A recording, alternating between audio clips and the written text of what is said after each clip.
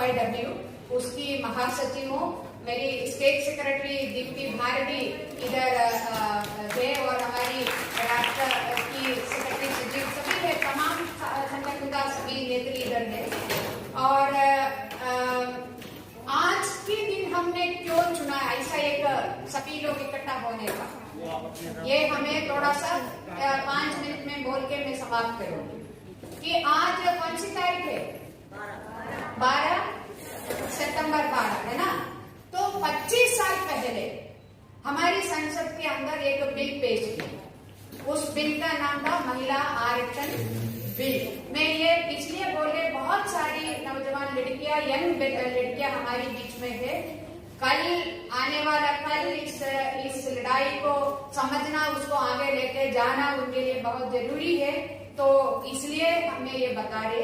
तो उस बिल 12 सितंबर 1996 में पेश किया हमारी संसद के अंदर, और अभी आज 25 साल पूरा हो रही है, ठीक है।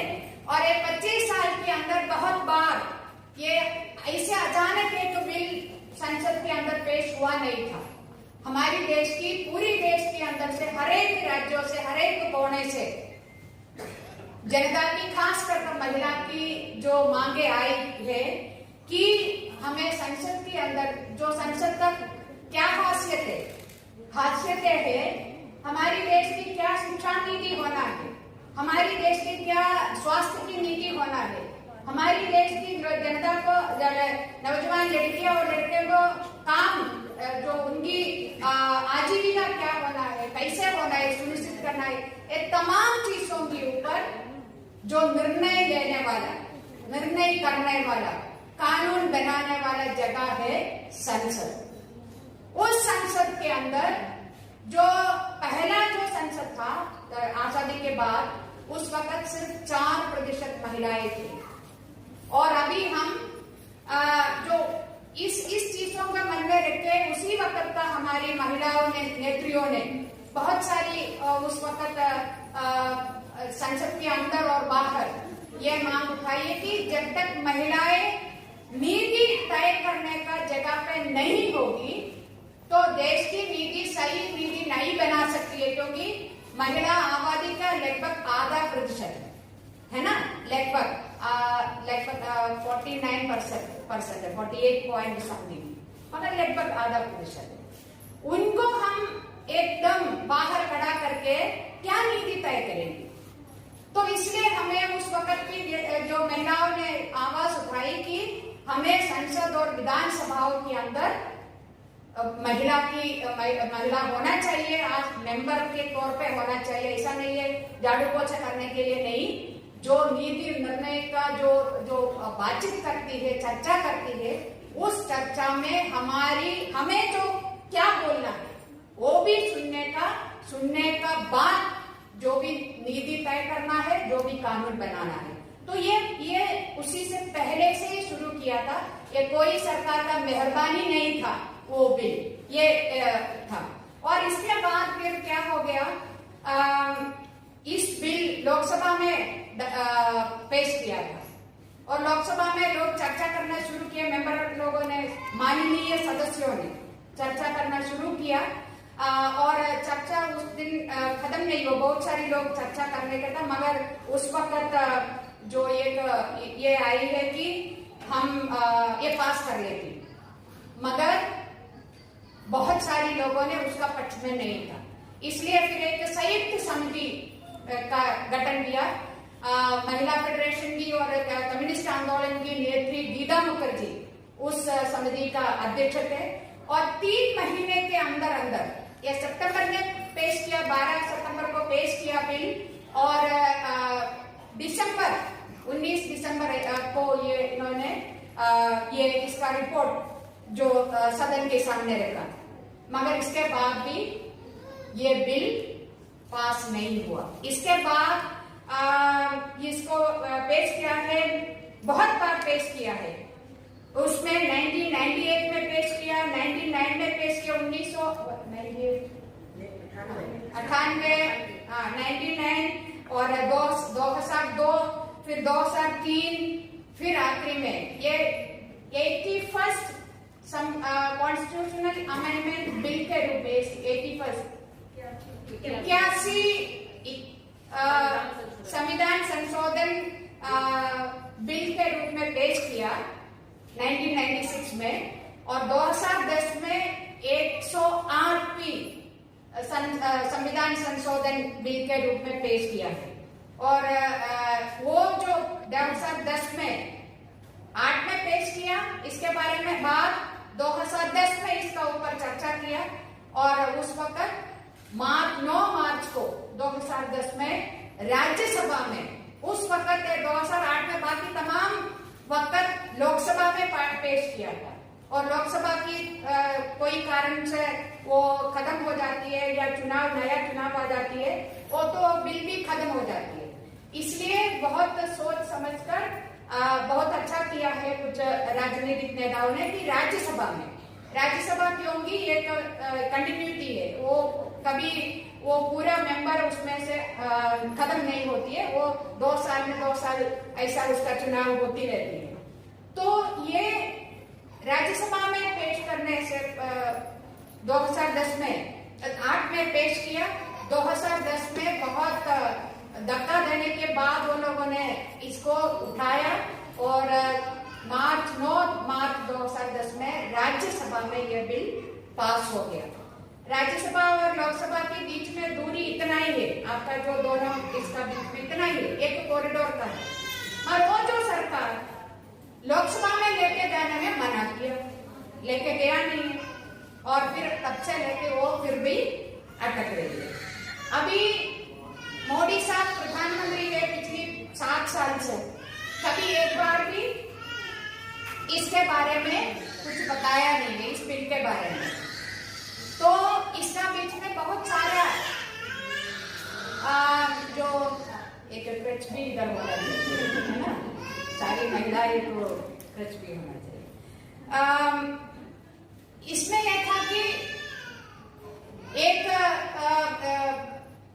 मुख्य चुनाव आयोग के तरफ से एक प्रपोजल आया कि सीट बढ़ा दो, और या तो पार्टी लोग ज्यादा सीट दे दो महिलाओं का, और कुछ आया कि 33% सीट बढ़ा दो, बाकी सब ऐसे ही रहने दो।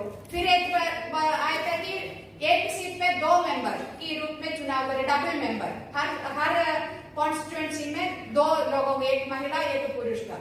तभी ये सब तमाम चीजों को सारी महिला संगठनों ने और तमाम प्रोग्रेसिव जो लोगों ने बोला, ये कोई जो आपकी जो बात है, ये महिलाओं की बराबरी का बात नहीं है।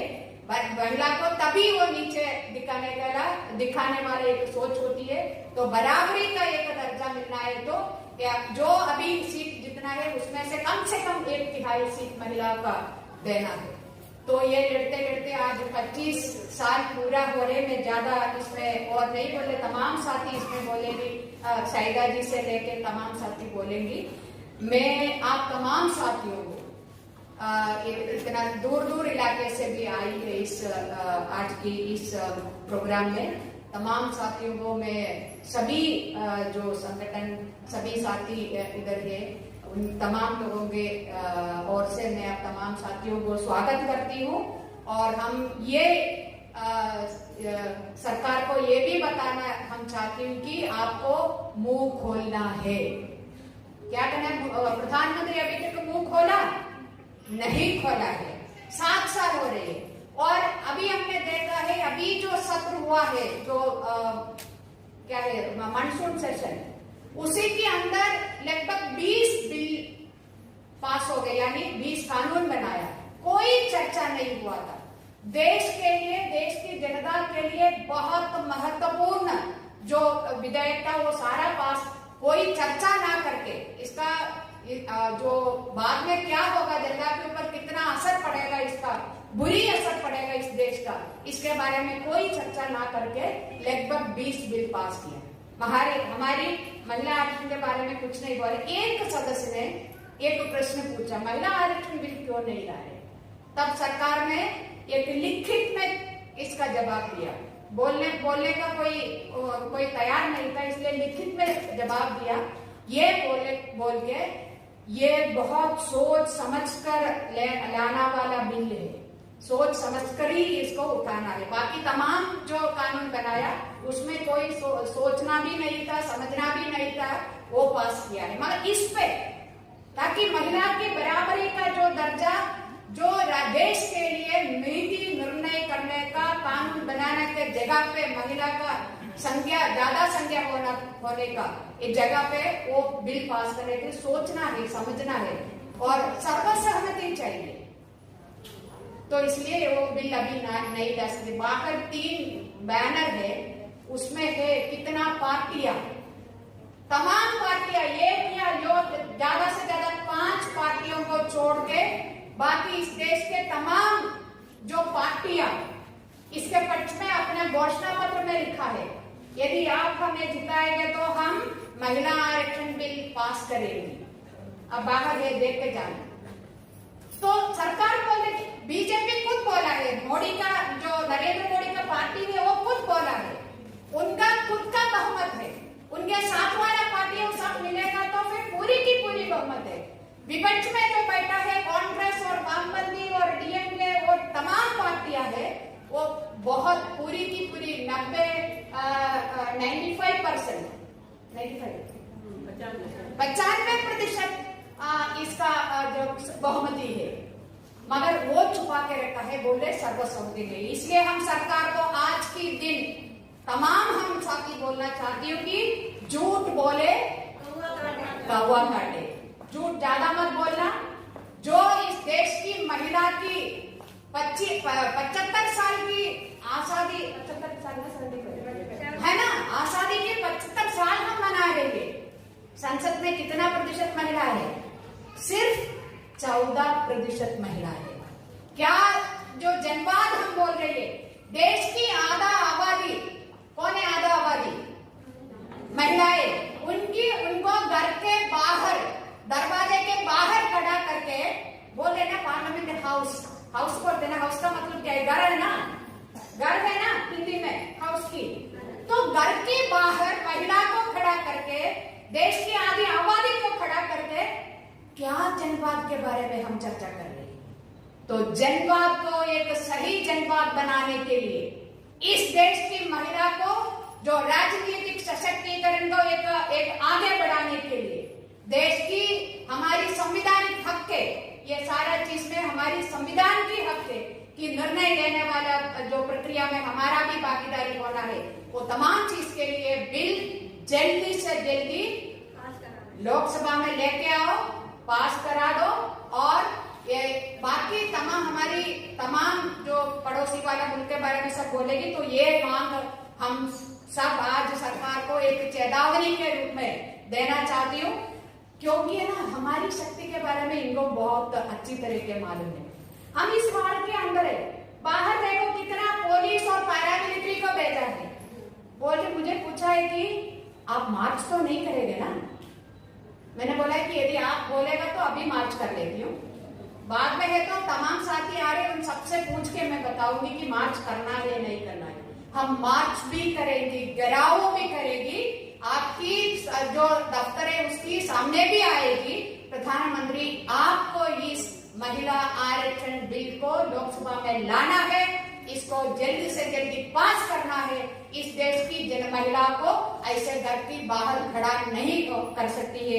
इतना बोल के अब तमाम साथियों को स्वागत करते हुए मैं समाप्त करती हूँ।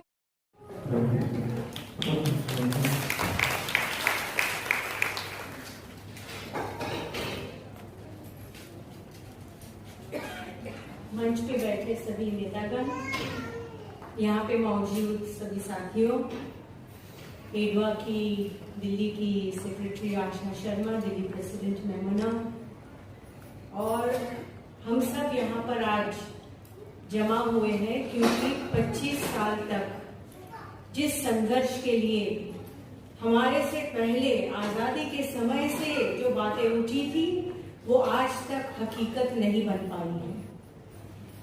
इस मीटिंग के लिए को वृंदा खराट जी ने भी शुभेच्छा भेजी है, क्योंकि सईदा जी के साथ में वो पूरा जो माहौल तैयार हुआ था, उसमें वृंदा जी भी बहुत सक्रिय थी। साथियों, हम हटकर थोड़ा सा 5 मिनट बोलेंगे। ये महिला आरक्षण बिल पास होना ये जरूरी क्यों है? कि हम कोई भीख नहीं मांग रहे हैं। जब ये देश आजाद हुआ था, उस आजादी के संघर्ष में भी ये बात उठी थी कि आजाद भारत में महिलाओं को बराबरी का अधिकार होगा। महिलाएं लाखों की तादाद में आजादी के संघर्ष में इसलिए भाग लिया क्योंकि उनके आंखों के सामने ये सपना था कि जो भारत आजाद होगा उसमें जिस पीड़ा को हम आज झेल रहे हैं, पिछड़ापन, भेदभाव, जो जुल्म हम झेल रहे हैं, उस जुल्म को खत्म करने के लिए आजाद भारत में पहलकदमी होगी। महिला आंदोलन लगातार ये बातें उठाती रही है। अखिल भारतीय जनवादी महिला समिति की तरफ से इस आंदोलन में लगातार सभी साथी शरीक हुए हैं। ये विधेयक क्यों पास नहीं हो रहा है? क्योंकि आज भी हमारे समाज में औरतों को एक बंदिश जिंदगी उसको जीना है, उसके बाहर उसको निकलना नहीं, ये सोच मजबूत है। औरतों का काम है घर में बैठो, चूल्हा जलाओ, बच्चों की देखभाल करो। सामाजिक आर्थिक व्यवस्था के अंदर आपका कोई काम नहीं है। और वो जानते हैं अभी लोकल बॉडीज के अंदर 1 करोड़ से ज्यादा महिलाएं चुन के आई हुई, ग्राम पंचायत में, पंचायत समिति में, जिला परिषद में। वो टकरा रही है इस पुरुषवादी व्यवस्था के खिलाफ, इस व्यवस्था के खिलाफ जो औरतों को बराबरी का स्थान नहीं देती। एक दलित औरत जब सरपंच होती है तो गांव में क्या बखेड़ा खड़ा होता है, ये हम सब जानते हैं यहाँ पे बैठे हुए। एक दलित सरपंच को ध्वजारोहण आजादी के दिन नहीं करने देते हैं। क्यों नहीं करने देते? आज भी ये जो पुरुषवादी, पुरुष प्रधान जो ये पूरी समझ है, उसको चैलेंज करने का काम लोकल बॉडी के अंदर 1 करोड़ से ज्यादा औरतें ग्राम पंचायत, जिला परिषद वगैरह में कर रही है कि मैं घर से बाहर निकलूंगी और मेरे गांव में क्या होगा वो हम तय करेंगे। ये डरते हैं, ये डरते हैं इसी बात को कि औरतें आगे आएगी तो उनके ऊपर जुल्म जो हो रहा है वो ज्यादा दिन सहन नहीं कर पाएगी। इसलिए पार्लियामेंट के अंदर चर्चा हो कि दहेज का मामला इस देश का मामला क्यों नहीं बन रहा है। महंगाई का मामला इस देश का मामला बनता है, लेकिन घरेलू हिंसा का मामला इस देश का मामला क्यों नहीं बनता है। इस पूरी महामारी में घरेलू हिंसा कितनी बढ़ गई, कहां पे आया चर्चा के अंदर? कुछ पेपर में छप के आया, लेकिन हुआ बहस नहीं हुआ। क्यों? क्योंकि औरतों को जुल्म सहना उनकी किस्मत में लिखा है। हम नहीं मानते ये किस्मत। इसलिए महिला आरक्षण बिल ये सभी चीजों को छेद देगी। इसलिए हमें चाहिए 33% आरक्षण पार्लियामेंट के अंदर देना होगा। आप नहीं दोगे, हम अंत तक लड़ेंगे। जब तक ये हमें नहीं मिलता तब तक ये हमारा अधिकार है। यहाँ पे कहा 50% जनता है, औरतें 50% है। इस समाज में 75% से ज्यादा काम औरतें करती है, 75% से ज्यादा काम करती है। कुछ श्रम है जिसका कोई मूल्य नहीं लगाया गया। पार्लियामेंट में आएगी तो कहेगी मेरे श्रम का मूल्य लगाओ, पूरा घर का काम मैं मुफ्त में करती हूँ, उसका मूल्य लगाओ। ये डरते हैं। इसलिए साथियों, हम सब मिलकर जैसे आजादी के समय, उसके बाद और आज हम सब और हमारे आगे लड़ते रहेंगे। ये अधिकार नहीं छोड़ेंगे। महिला विधेयक उनको पास करना होगा और ये जुमलेबाजी, झूठे प्रधानमंत्री जो इस देश को मिले हैं ना, औरतें इस झूठे प्रधानमंत्री को अपनी जगह दिखा के रहेगी। इन्हीं शब्दों के साथ इनकलाब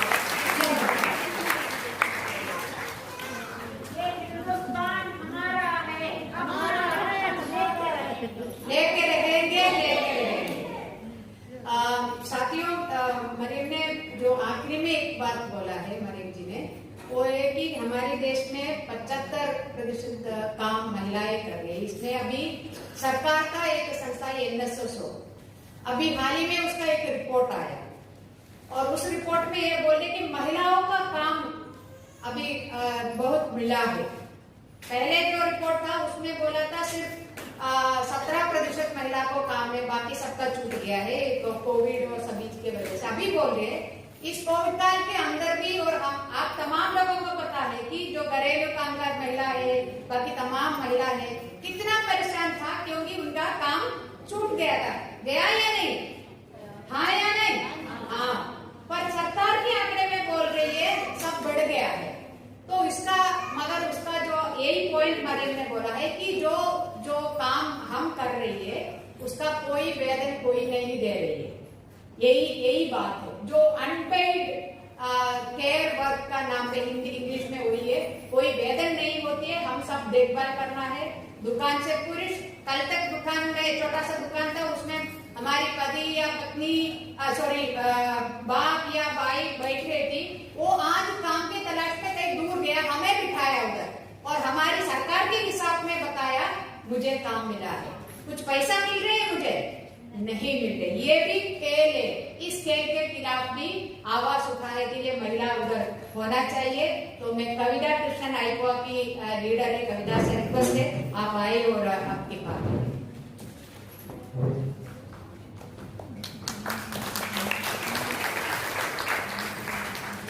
सभी साथियों के साथ यहाँ पर एक साथ यहाँ पर वेब पे नहीं, इंटरनेट पे नहीं, आमने सामने मिल करके अच्छा लग रहा है।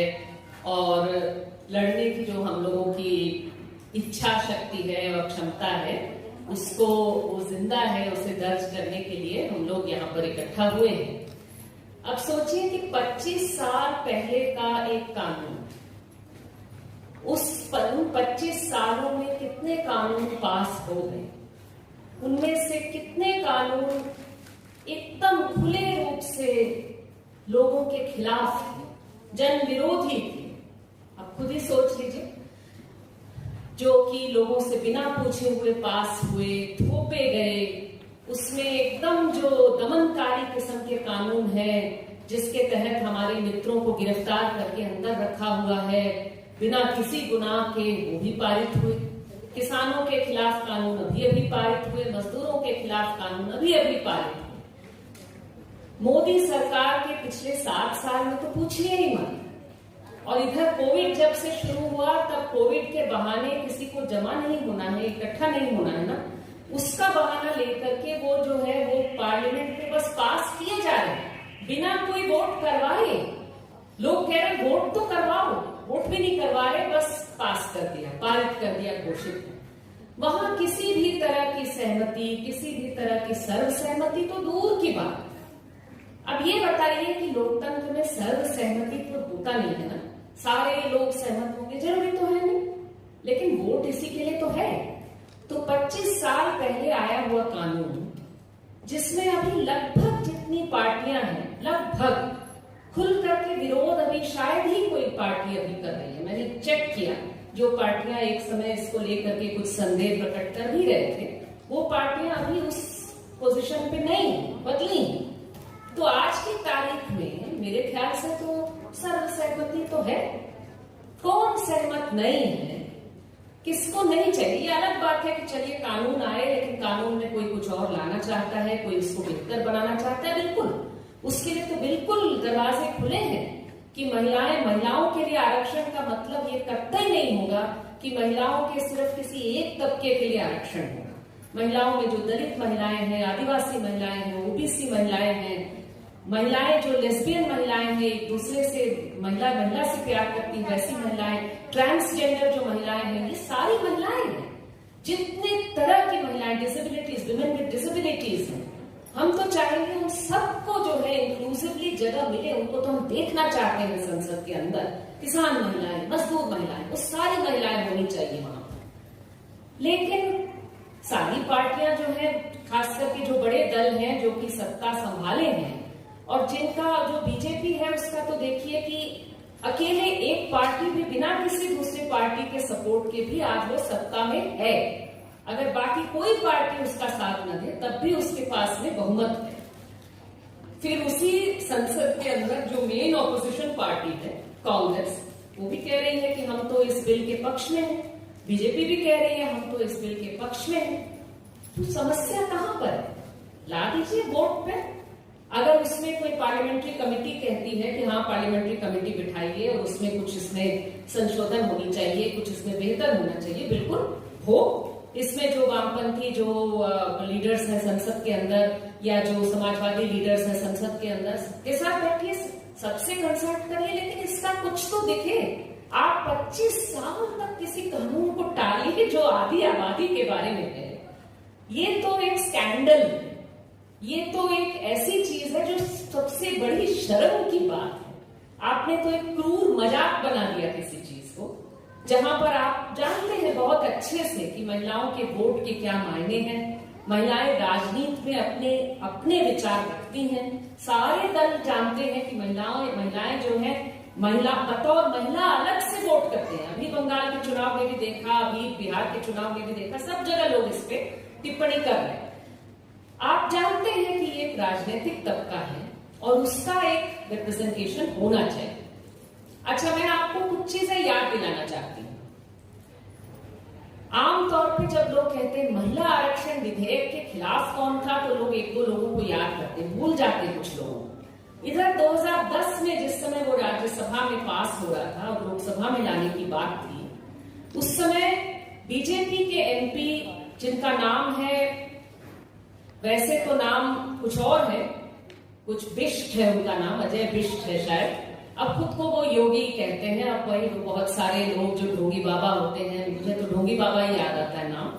तो ये ढोंगी बाबा आदित्यनाथ जो है वो बीजेपी के एमपी लोकसभा में, और उन्होंने वहां कहा खुल करके कि मैं वहां पर सीक्रेट तरीके से, मैं कहूंगा सीक्रेट बैलेट से वोटिंग हूं, और मैं बीजेपी के एमपी के बहुमत को अपने पीछे खड़ा करूंगा कि इस बिल के खिलाफ वो वोट दें। ये उन्होंने खुलकर के कहा, और उसमें उन्होंने उस समय एक लेख लिखा।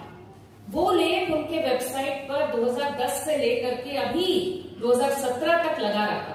उनके यूपी के चीफ मिनिस्टर बनाए जाने के बाद मोदी शाह ने उनको बनाया, और तब लोग उनके वेबसाइट पे जाके जब तलाशने लगे तो वो लेख मिल गया, उसको लेकर के लोग छापने लगे कि भाई क्या क्या लिखा है इन्होंने। उस समय उस लेख को हटाया गया है वेबसाइट, लेकिन वेबसाइट में जो है वो लिंक जो है वो ब्रोकन लिंक अभी भी दिखा रहा है।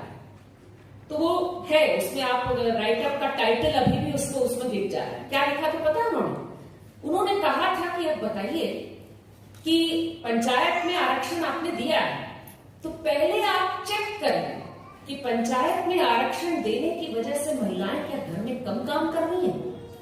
उनका घर का काम अगर वो कम कर रही है, कुछ गलतियां हुई हैं परिवार में, परिवार का काम कम संभाल रही है, तब जो है उसको पलट दीजिए और दोबारा आरक्षण मत दीजिए। उतना ही उन्होंने मनुस्मृति का हवाला दिया, जिसको डॉक्टर अंबेडकर जो हमारे संविधान के लेखक हैं, उन्होंने इसको कहा कि ये गुलामी का दस्तावेज है, महिलाओं के लिए भी, दलितों के लिए भी, पिछड़ी जातियों के लिए भी, इंसानों के लिए ये गुलामी का दस्तावेज है, शर्मनाक चीज है। बीजेपी से आज पूछिए तो कहते हैं कि अरे कौन सा मनुस्मृति जो है वो कोई उसके कोई पढ़ा है मनुस्मृति, क्यों आप लोग मनुस्मृति के खिलाफ बोलते हैं। हम तो कहते हैं कि भाई साधारण व्यक्ति हो सकता है न पढ़े न चले उसके हिसाब से, आपके नेता तो चल रहे हैं ना, आपके नेता तो थोपना चाह रहे हैं। तो योगी आदित्यनाथ ने उधर मनुस्मृति का हवाला देते हुए कहा, उसमें कोटेशन देकर के कि देखिए हमारी स्मृतियों में लिखा है हमारे कि महिलाओं को कभी आजाद छोड़ा नहीं जाना चाहिए, वो मातृशक्ति है। भाई हम महिलाएं हैं तो महिलाएं या किसी के पास भी जिसके पास में बच्चा गानी है वो बच्चा पैदा कर सकता है, लेकिन इसका मतलब नहीं है कि हम मातृशक्ति हो गए जिसको किसी और को बांध के रखना है, जब चाहे इस्तेमाल किया, जब चाहे पकड़ लिया। हम अपनी शक्ति हैं, हम अपना शक्ति अपना वेयर आवरसेल्व्स, हम जैसे चाहे उसको रहें, जैसे चाहे जिए। लेकिन नहीं, इनका कहना था कि हमारे शास्त्रों में लिखा है कि महिला को कभी मुक्त नहीं छोड़ना है, और उसको या तो अपने पिता, या तो अपने पति, या तो अपने बेटे के कंट्रोल में रहना है हमेशा। ऊपर से उन्होंने कहा कि देखिए, महिलाएं जो पुरुषों वाला काम शुरू कर देती हैं। अच्छा, ये पुरुषों वाला काम और महिलाओं वाला काम, ये क्या चीज है? सुनने में तो ये थोड़ा सा जाति व्यवस्था टाइप का लगता है ना, कि आप जो है फलाना जाति में पैदा हो गए तो आपको फलाना काम ही करना है। ये भी तो कुछ वैसी ही बात है, महिलाओं वाला काम, पुरुषों वाला काम, क्या मतलब हो? सारे काम सब लोग कर सकते हैं, इंसान है तो करते ही नहीं, करते भी हैं। लेकिन वो कहते हैं महिलाएं अगर पुरुषों का काम शुरू कर दें तो वो दानव जैसे हो जाएंगी, राक्षस जैसे हो जाएंगी, और इसलिए उनको नहीं करने देना है। ये सब कुछ लिखा हुआ है, समझ लीजिए। अब आप मुझे बताइए कि इसको पढ़ करके क्या ये क्या है? भाई, अफगानिस्तान में तालिबान का शासन है, तालिबान थोप रही है ना महिलाओं पे सारे अपने हुक्म चला रही है, तो ये भी हुक्म चलाना चाहते हैं हम पे। अब बस वो जरा सा संविधान है जो बीच में खड़ा हुआ है, उसको भी वो जो है वो उसको संविधान की हत्या करके उसको वहां टांग देंगे दीवार पे, और उसको वो माला चढ़ाएंगे और कहेंगे कि संविधान को जो है नमस्कार करिए, और बाकी सब जगह मनुस्मृति चलाएंगे। ये करना यही चाहते हैं, समझ लीजिए। तो ये जो लड़ाई हम लोग लड़ रहे हैं, ये बस एक कानून की लड़ाई नहीं है, ये महिलाओं की आजादी, बराबरी की लड़ाई है, सारे इंसानों के बराबरी, आजादी की लड़ाई का हिस्सा है। और इसलिए इस लड़ाई को हम बिल्कुल जल्दी छोड़ने वाले हैं, बिल्कुल नहीं छोड़ेंगे। और हम एक एक चीज जो इन्होंने कहा है और किया है, इस सबको याद रखेंगे और याद दिलाएंगे, एक एक चीज याद रखेंगे, बिल्कुल नहीं भूलने देंगे। और कहेंगे इन लोगों को कि देखिए, आप जो चाहते हैं जिस तरह के समाज को बनाना, जिसमें महिलाएं जो है अपनी मर्जी से, इंसान अपनी मर्जी से क्या खाएगा, क्या पिएगा, क्या सोचेगा, क्या लिखेगा, महिलाएं क्या लिखेंगी, कहां जाएंगी, क्या पहनेंगी, कैसे जिएंगी, किससे प्यार करेंगी, किससे शादी करेंगी, ये सारी चीजें आप तय करेंगे। कहां वोट करेंगे वो आप तय करेंगे। आपके हिसाब से हम नहीं रहे तो आप उनको नागरिकता की सूची से हटा देंगे, ये जो आप सोचते हैं। धर्म जो है किसी दूसरे धर्म को मानेंगे तो नागरिकता की सूची से हटाएंगे, ये सब जो आप सोच रहे हैं, इसके खिलाफ लड़ेंगी महिलाएं। अभी पिछले साल की लड़ाई जो है वो खत्म नहीं हुआ है, जो सीए के खिलाफ महिलाओं ने उस लड़ाई का नेतृत्व किया, मुस्लिम महिलाओं ने उस लड़ाई का नेतृत्व किया। उस लड़ाई, वो लड़ाई अभी भी जिंदा है। हमारे देश को बचाने की लड़ाई हम जिंदा रखेंगे, और महिला आरक्षण विधेयक को एकदम पारित करने तक ये लड़ाई चलेगी। जरूर इसको हम लोग पास करके ही सांस लेंगे, जरूर हम लोग सफल होंगे। इनकलाब पहुंच जाने में बहुत मदद करती है, हर आंदोलन में खड़ा होती है। वर्षा सिंह आइए अपने पास।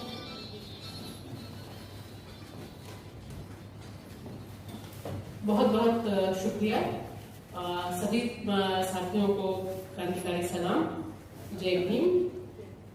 मुझे यहाँ बैठ के सबसे जो पहला दृश्य याद आ रहा था वह जंतर मंतर पे जब महिला किसान संसद चल रही थी, उसका नजारा, और वहां पे जिस तरह से महिलाएं बोल रही थी, अपनी दावेदारी पेश कर रही थी, तो मुझे लगा कि आज जब हम 25 साल बाद इस मांग को उठा रहे हैं, और देश की जो महिला किसान है, सबसे पहले उसने अपना महिला किसान होने का हक, दावेदारी देश भर में ठोकी, और महिला किसान संसद जब उन्होंने की, तब मैंने वहां पे जितने लोगों से बात की, तकरीबन 50-60 लोगों से जो मैंने इंटरव्यू किए, एक भी महिला किसान प्रतिनिधि इस दावेदारी को छोड़ने को तैयार नहीं थी। उन्होंने कहा कि हम मोदी जी से कहते हैं और भीख नहीं मांग रही है, हमारा हक है कि हम संसद जाके संसद चलाएंगे और उनसे बेहतर संसद चलाएंगे। तो ये जो एम्पावरमेंट है महिला के भीतर, क्योंकि अक्सर मैं मीडिया से आती हूँ, मीडिया में आरक्षण इज अ बैड नेम। हमारे मिडिल क्लास में आरक्षण मतलब खैरात, आरक्षण की बात करते हो यानी बहुत कमजोर समझते हो।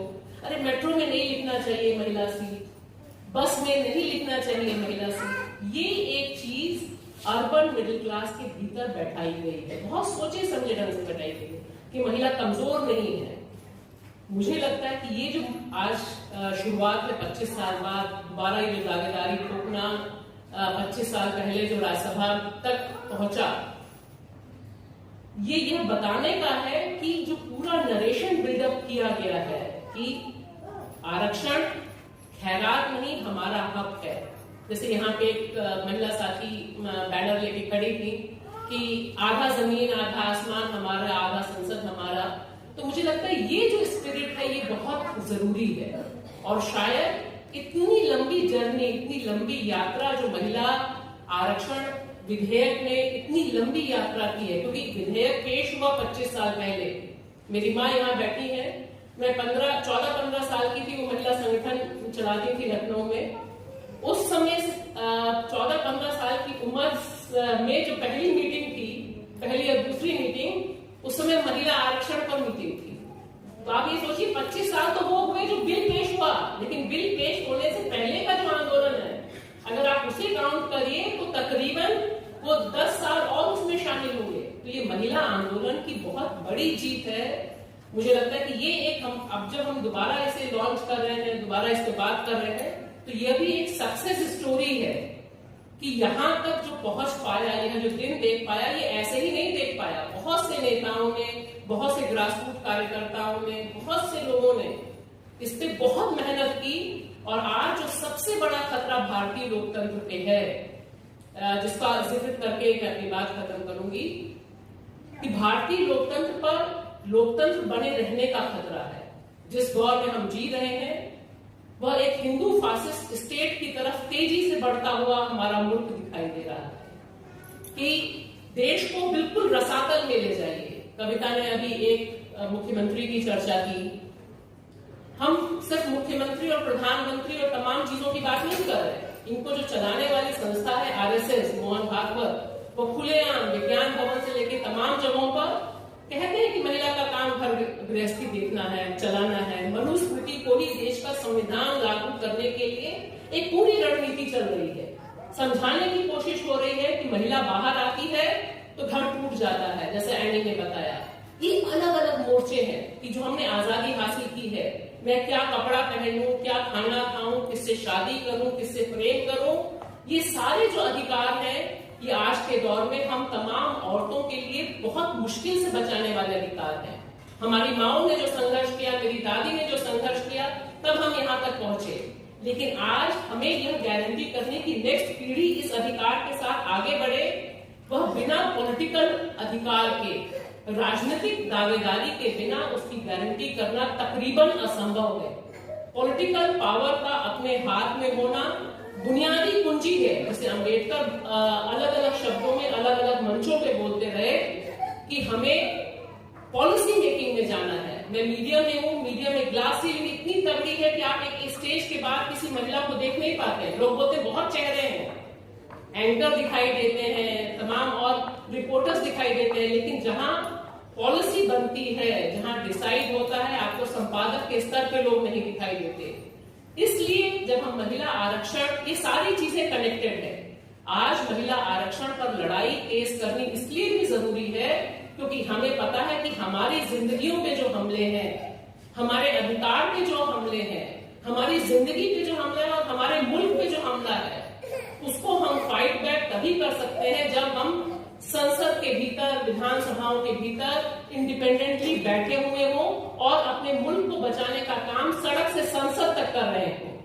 ये अधिकार और इसे इस तरह से प्रचार, क्योंकि आप सब लोग जो यहाँ हैं, आप सब लोग जमीन पे बहुत बेहतरीन काम कर रहे हैं।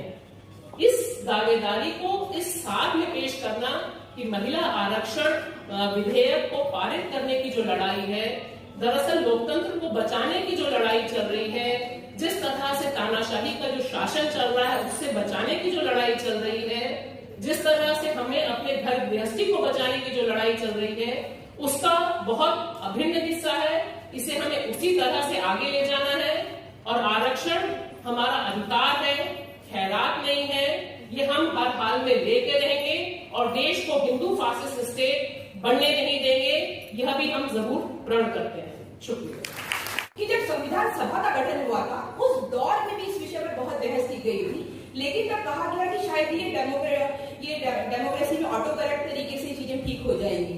ये ऑटो करेक्ट तब से आज तक तो अभी तक तो कुछ हमने देखा नहीं है। इसके लिए बहुत लंबा संघर्ष किया गया और 1993 में जाकर एटलीस्ट लोकल बॉडीज में महिलाओं को 33% का रिजर्वेशन दिया जाने लगा। तब भी बहुत शंका व्यक्त की गई थी कि नहीं, महिलाएं जो है इस काबिल नहीं है, वो नहीं कर पाएंगी। लेकिन बार बार इस पर रिसर्च की गई और सभी स्टडीज ने प्रूव किया है कि महिलाओं को जब इनमें मौके दिए गए तो उन्होंने पुरुषों से भी बेहतर प्रदर्शन किया है।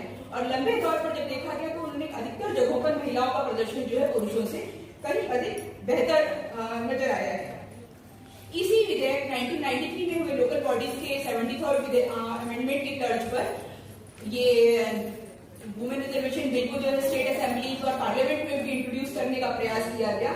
लेकिन हमने देखा कि बार बार सभी पार्टियां कहती तो है कि हम आरक्षण, महिला आरक्षण के साथ में हैं, लेकिन आप 1996 से लेकर आज तक का पूरा ट्रैक रिकॉर्ड देख लीजिए, चाहे वो भाजपा शासित सरकार हो, चाहे वो कांग्रेस शासित सरकार हो, हर कोई कहता है, कई बार इसको टेबल पर भी लाया गया, लेकिन कभी भी इसको जो है पास करने की उनकी हमें मंशा नजर नहीं आती है। मैं पूजा मंडल को रिक्वेस्ट करती हूँ, आप आए और आपकी बात करें।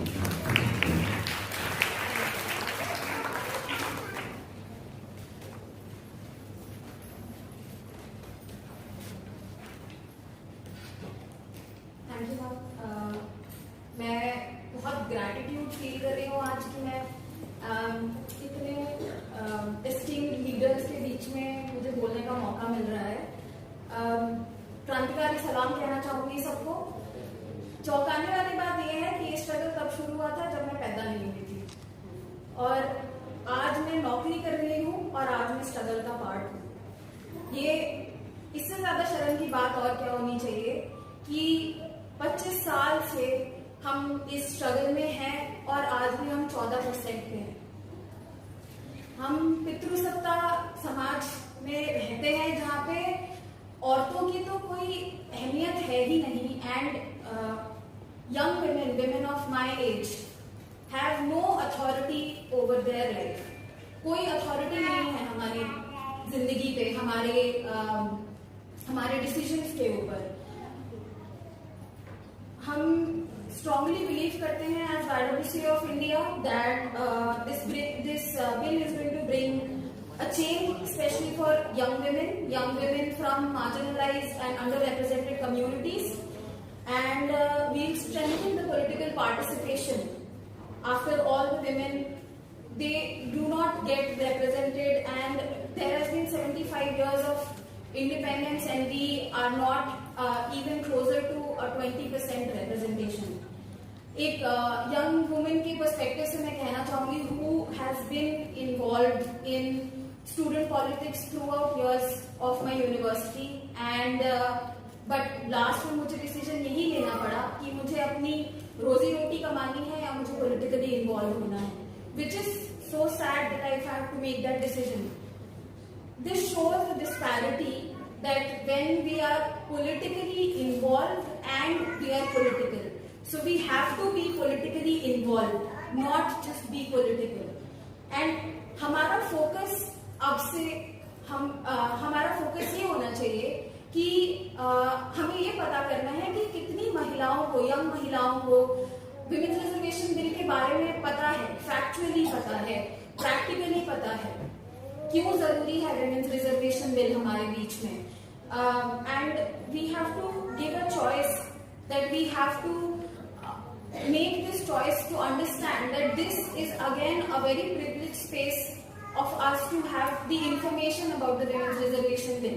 Not every woman from our day-to-day lives is informed about the women's reservation bill as much as we in this hall are. So we have to put that into focus. We have to put that into focus that young women from remote locations, minority communities, Dalit and Adivasi communities are underrepresented or almost and we have to understand that political awareness and political knowledge is going to be the weapon that we need in order to highlight our requirement of passing the Women's Reservation Bill to 33% in the Parliament.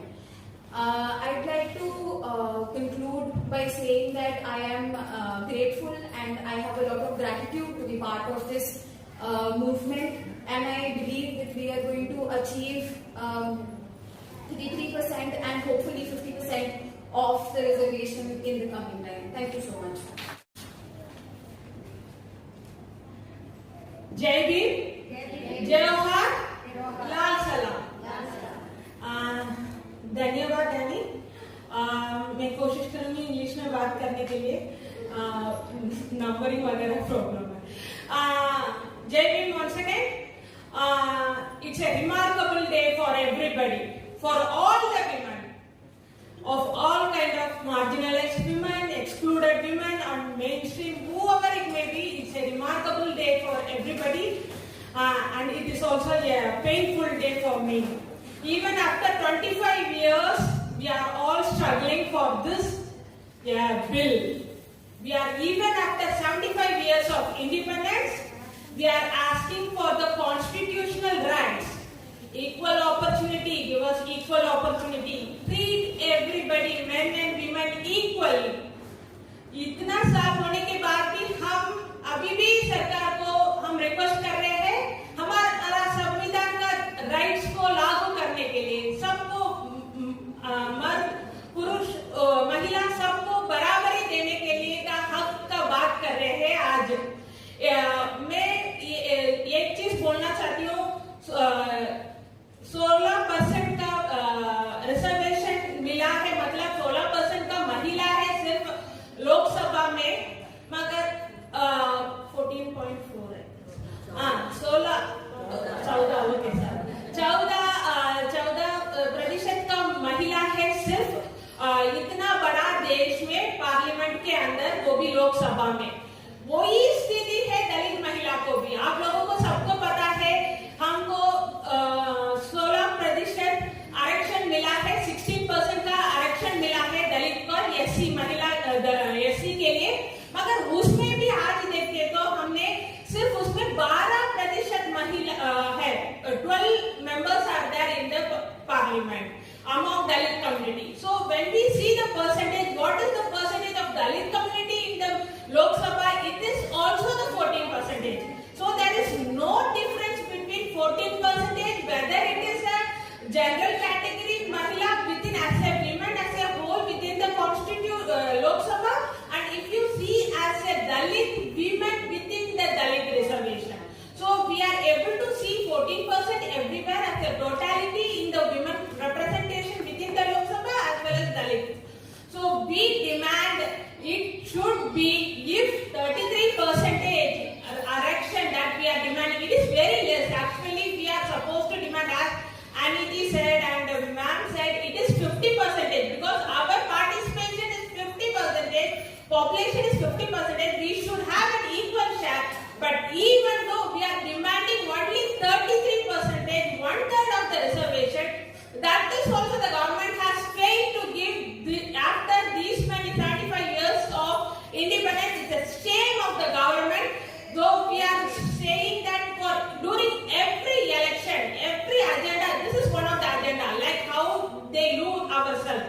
They see we will get definitely the reservation by saying each and every time we have been cheated, we are still at the mercy. It is depends upon the political party whether to give the candidate, select a candidate for women or not. So it is, we should not be at the mercy of others. We would like to raise our demand, and today as it is a gender justice, we are demanding for gender justice. We are not asking for them any charity. It is the gender justice which we equal, and for constitutional right. By saying this, I would like to end by saying the Ambedkar's, Dr. B.R. Ambedkar's slogan, I measure the progress of the community with the degree of progress the women has achieved.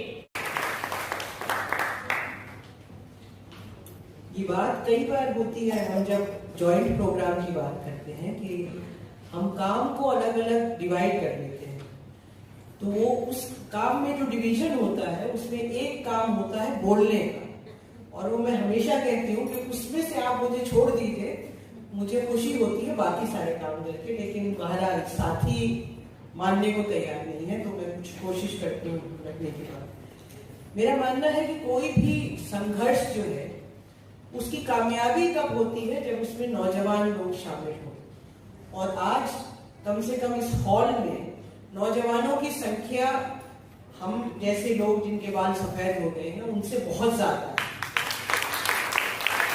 तो एक तो ये उम्मीद है कि ये संघर्ष जो है वो आगे तक जारी रहेगा और बीच में कहीं रुक नहीं जाएगा, क्योंकि कई बार ऐसा होता है कि कुछ लोग लेके किसी मुद्दे को चलते हैं और उसके बाद कई बार थक के रास्ते में बैठ जाते हैं, वो आगे नहीं जा पाता।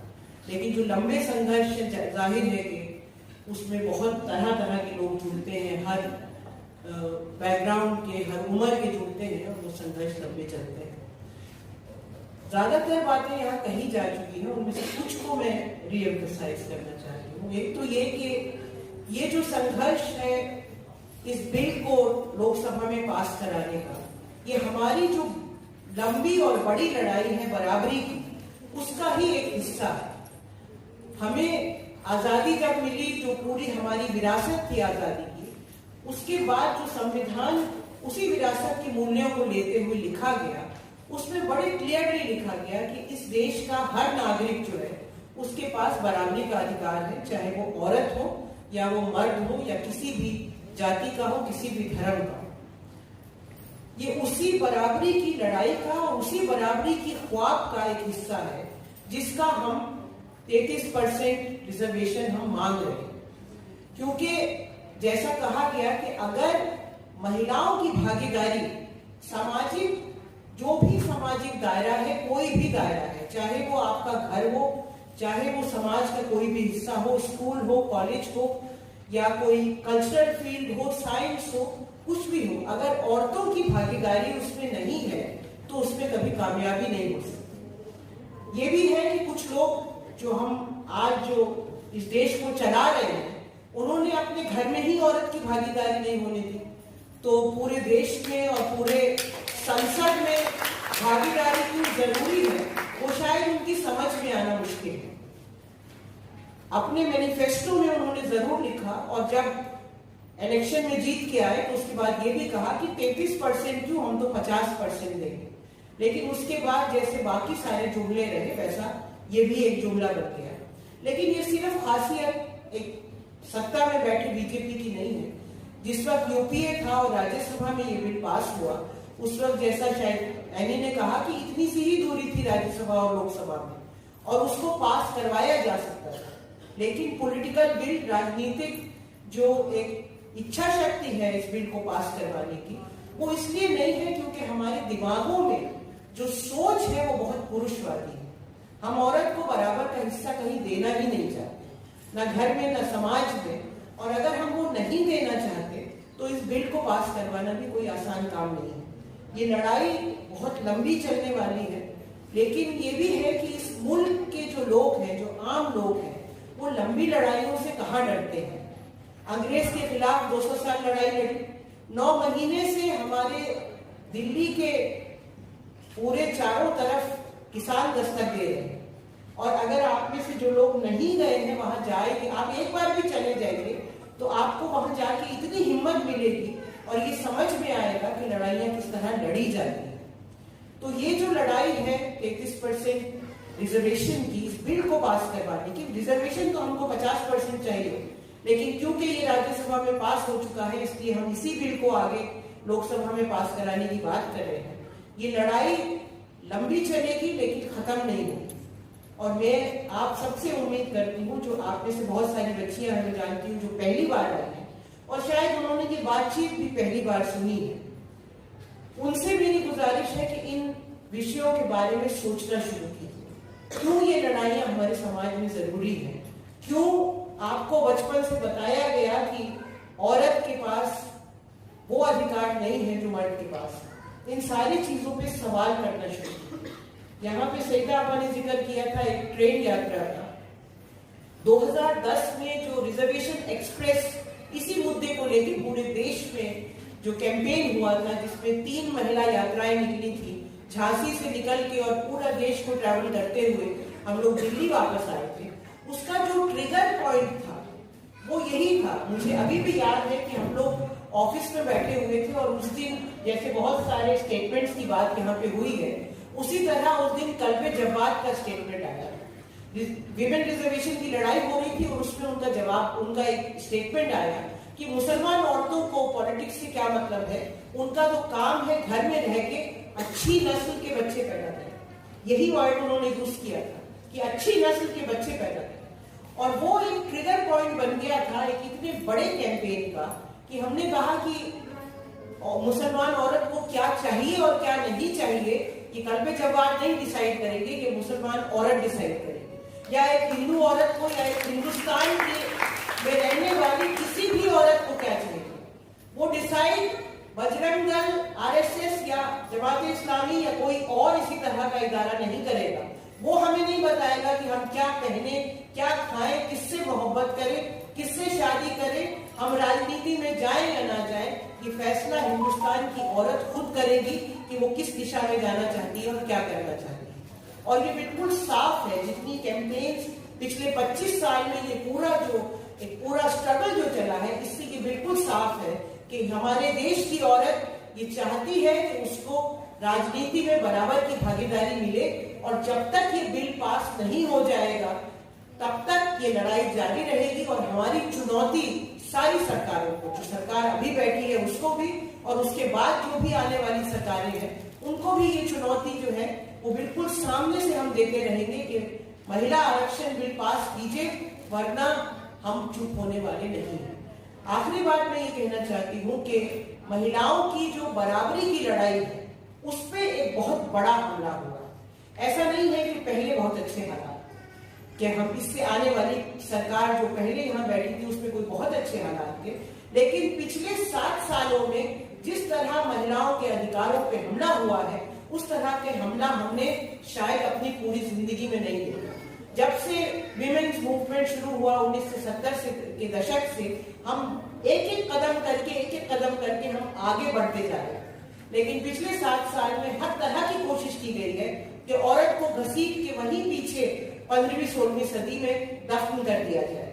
और ये जरूरी है, महिला आरक्षण बिल के साथ साथ ये भी जरूरी है कि हम इस बात का निर्णय लें कि आगे आने वाली जो 2024 की जो लड़ाई है उसमें भी हम उसी तरह औरतें मिलके आवाज उठाएंगी, और इन शक्तियों को जो इस देश को एक फासीवादी देश बना देना चाहती है उनको हम शिकस्त देंगे, और दोबारा से अपने लोकतंत्र को बचाने में महिलाएं, इस देश की महिलाएं पूरा योगदान देंगी, अपने संविधान को बचाने में पूरा योगदान देंगी।